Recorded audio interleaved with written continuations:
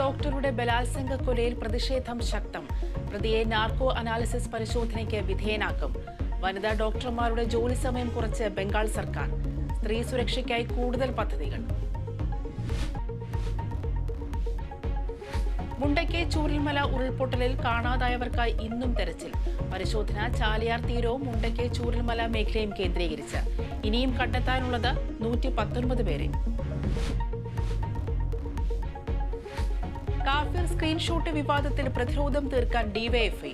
വടകരയിൽ ഇന്ന് രാഷ്ട്രീയ വിശദീകരണ യോഗം ഡിവൈഎഫ്ഐ നേതാവിനെതിരായ പോലീസ് റിപ്പോർട്ട് UDF ആയുധമാക്കുന്നതിന്റെ പശ്ചാത്തലത്തിൽ.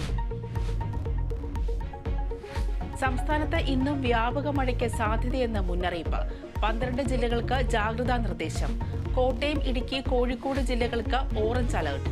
കേരള തീരത്ത് മത്സ്യബന്ധനത്തിനുള്ള വിലക്ക് തുടരുന്നു. സൗദി സൂപ്പർ കപ്പിൽ അൽ ഹിലാൽ ചാമ്പ്യന്മാർ. അൽ നസറിനെ അട്ടിമറിച്ചത് 1-4 ഗോളുകൾക്ക്. അൽ നസറിന്റെ തോൽവി റൊണാൾഡോയിലൂടെ ലീഡ് എടുത്തതിന് ശേഷം.